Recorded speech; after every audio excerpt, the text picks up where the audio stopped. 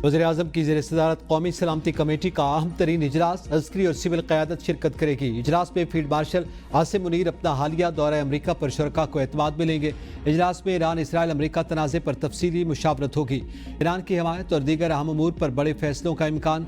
इजलास में मुल्की दाखिली और सरहदी सिक्योरिटी सूरत हाल का भी जायजा लिया जाएगा। इजलास में वज़ीर दिफा, वज़ीर दाखिला, नायब वज़ीर-ए-आज़म, वज़ीर ख़जाना और दीगर शरीक होंगे।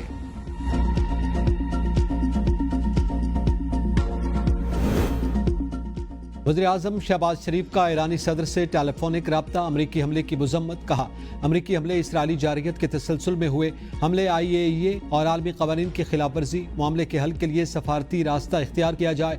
शहबाज शरीफ का ईरान के अवाम हुकूमत से इज़हार यकजहती। ईरानी सदर मसूद पेज़ेश्कियान ने ईरान के लिए पाकिस्तान की हिमायत को सराहा। दोनों रहनुमाओं का सूरत हाल में उम्मत के दरमियान इत्तेहाद कायम करने पर जोर।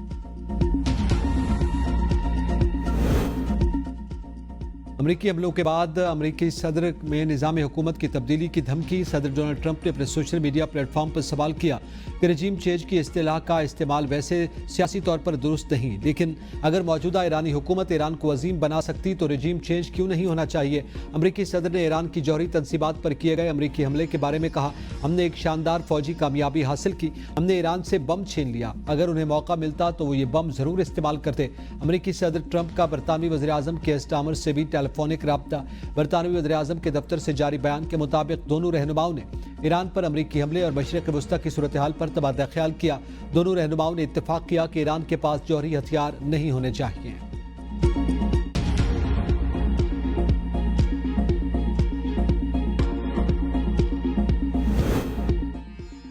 ईरान ने अमरीकी हमलों का भरपूर जवाब देने का ऐलान कर दिया। सलामती काउंसिल के हंगामी इजलास से खिताब करते हुए ईरान के मंदूब ने कहा, अमरीकी हमले का जवाब देने के वक्त और नौयत का फैसला ईरानी अफवाज करेंगी।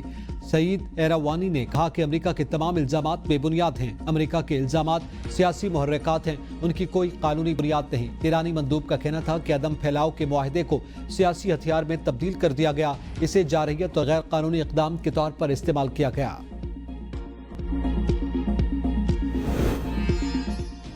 पाकिस्तान की सलामती काउंसिल के इजलास में ईरान पर अमरीकी हमले की भरपूर मज़म्मत। पाकिस्तानी मंदूब आसिम इफ्तिखार ने कहा, पाकिस्तान फौरी और गैर मशरूत जंगबंदी का मुतालबा करता है। सफारतकारी से अमन की कोशिशों को नज़रअंदाज किया गया। पाकिस्तान ने UN चार्टर के मुताबिक उसूली मौक़िफ़ अपनाया। इसराइल की जारियत और हमलों की मज़म्मत करते हैं, ईरान के हक़ में दिफा की भरपूर हिमायत करते हैं। पाकिस्तान ईरान के साथ यकजहती का इजहार करता है। Secretary general UN Antonio Guterres ने कहा, मेरी अमन की अपील पर तवज्जो नहीं दी गई। अमन को मौका देने की बजाय ईरान पर हमला किया गया। खित्ते के शहरी मजीद तबाही के मुतहम्मिल नहीं हो सकते। सफारतकारी को मौका दें, शहरियों की हिफाजत करें, महफूज समंदरी रास्तों को यकीनी बनाया जाए, लड़ाई को रोककर जौहरी प्रोग्राम पर दोबारा मुज़ाकरात शुरू करें, ईरान की खुद मुख्तारी और आलमी क़वानीन का एहतराम किया जाए। IAEA के सरबराह राफेल ग्रोसी ने कहा कि तमाम फ़रीक़ैन से एटमी तनसीबात के तहफ़्फ़ुज़ पर बातचीत और नुमाइंदे ईरान भेजने के लिए तैयार हैं। जितने एटमी हथियार होंगे हम उतने गैर महफूज हैं।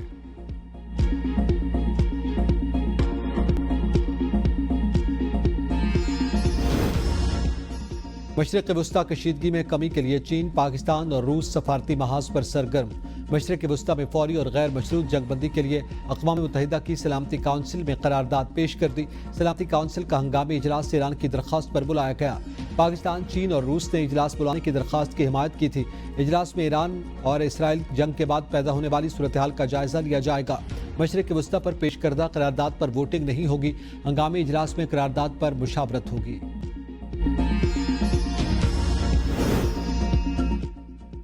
सदर आसिफ अली जरदारी का मशरिक़ वस्ता में बढ़ती कशीदगी पर तशवीश का इजहार। कहा, मशरिक़ वस्ता की सूरत हाल बेकाबू हो सकती है, लाखों मासूम जानों को खतरा। तमाम फ़रीक़ैन ज़्यादा से ज़्यादा तहम्मुल का मुज़ाहरा करें, आलमी बरादरी बहरान के खात्मे के लिए अपना किरदार अदा करे। सदर ने फ़रीक़ैन को पुरअमन रास्ता, मुकालमा और सफारतकारी अपनाने की ज़रूरत पर जोर दिया।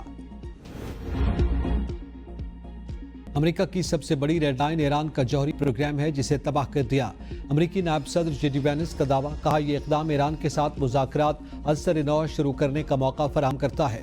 امریکہ کو ایران کی جانب سے کچھ بالواسطہ پیغامات موصول ہوئے۔ امریکہ نے ایران کے جوہری پروگرام کو بہت پیچھے دھکیل دیا۔ اگر ایران نے جوابی کارروائی کی تو امریکہ مکمل طور پر تیار ہے۔ امریکی وزیر خارجہ مارکو روبیو کہتے ہیں کہ امریکہ ایران سے بات چیت کے لیے تیار ہے۔ یہ ایران کے خلاف جنگ نہیں، مشرق وسطیٰ کے ہر مسئلے کے پیچھے ایران ہے۔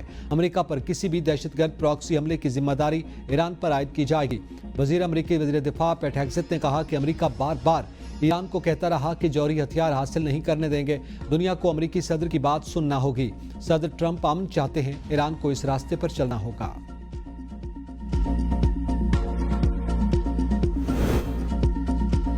امریکی حملہ ناقابل معافی جرم، ریڈ لائن کراس کی گئی، اپنا ہرمز بند، ایرانی پارلیمنٹ نے منظوری دے دی، حتمی منظوری قومی سلامتی کونسل دے گی۔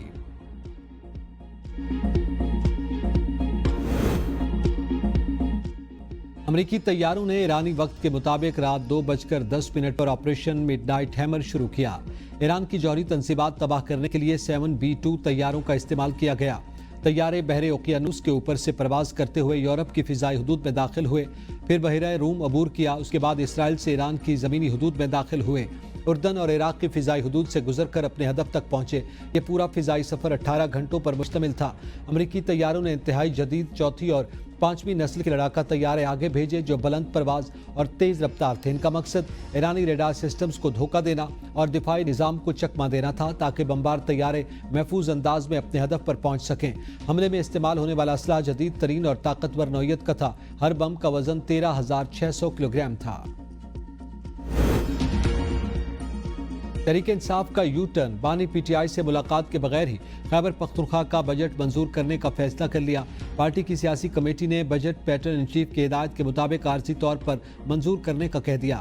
اعلامیے میں کہا گیا کہ بجٹ منظور نہ کیا گیا تو صوبائی حکومت مالی بحران کا شکار ہو جائے گی جس سے وفاق کو فائدہ ہوگا۔ خیبر پختونخوا مرکز میں تیار کی گئی سازش کا شکار ہونے کو تیار نہیں۔ بجٹ منظوری کی آڑ میں وفاق خیبر پختونخوا میں ایمرجنسی کا نفاذ کر سکتا ہے۔ پی ٹی آئی کی موجودہ قیادت بیرون ملک بیٹھی ہے۔ کارکن عدالتوں میں کیسز کا سامنا کر رہے ہیں۔ موجودہ قیادت تحریک انصاف کو نہیں چلا پا رہی۔ سابق وفاقی وزیر فواد چودھری کی انسداد دہشت گردی عدالت کے باہر میڈیا سے گفتگو، کہا میری پی ٹی آئی کی موجودہ قیادت سے ذاتی انا نہیں لیکن یہ ڈیلیور نہیں کر سکے۔ جس طرح ہم نے 9 مئی کے بعد سختیاں برداشت کی وہ نہ کر سکے۔ بانی پی ٹی آئی سے گزارش کرتا ہوں کہ سیاسی لوگوں کو آگے لے کر آئیں۔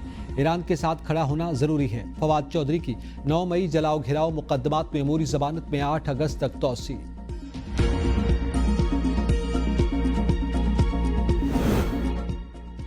رحیم یار خان میں موٹر وے M5 انٹرچینج کے قریب کار ٹرالر سے ٹکرا گئی۔ ایک شخص جاں بحق، 3 افراد زخمی ہو گئے۔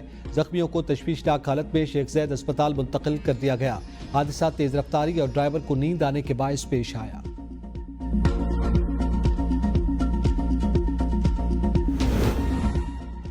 حسن ابدال میں جی ٹی روڈ پر لاری اڈا کے قریب بس الٹ گئی، 3 افراد زخمی۔ حادثہ ٹائر پھٹنے کے باعث پیش آیا۔